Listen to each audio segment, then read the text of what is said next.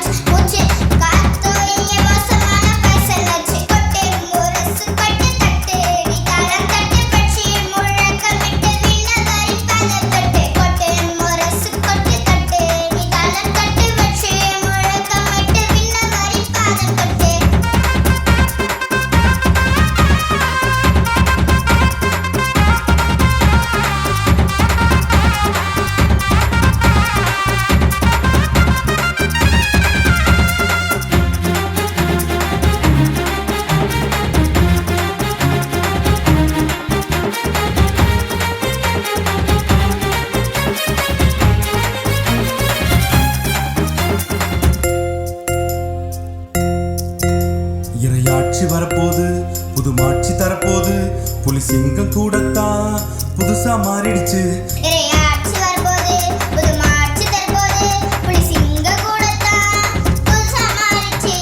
பகைமை இல்லாத புது உலகை சமைத்திடு நீ, பரமன் இயேசுவுடன் நிறைவை நீ கொண்டாடு.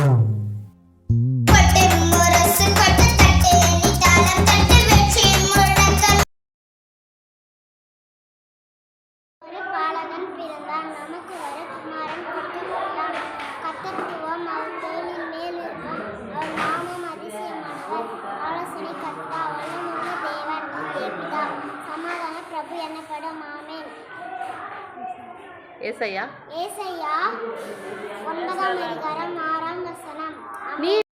மார்க் 4ஆம் அதிகாரம் 7ஆம் வசனம். அவருடைய சீஷர்கள் பதார்த்தங்களை கொள்ளும்படி ஊருக்குள்ளே போயிருந்தார்கள். ஆமென். கவனித்து பாருங்கள், அவைகள் விதைப்பதும் இல்லை, அறுப்பதும் இல்லை, களஞ்சியங்களை சேர்த்து வைப்பதும் இல்லை. உங்கள் பரமபிதா விலை கூட்டுகிறார். அவைகளை பார்க்கிலும் நீங்கள் விசேஷத்தல்லவா?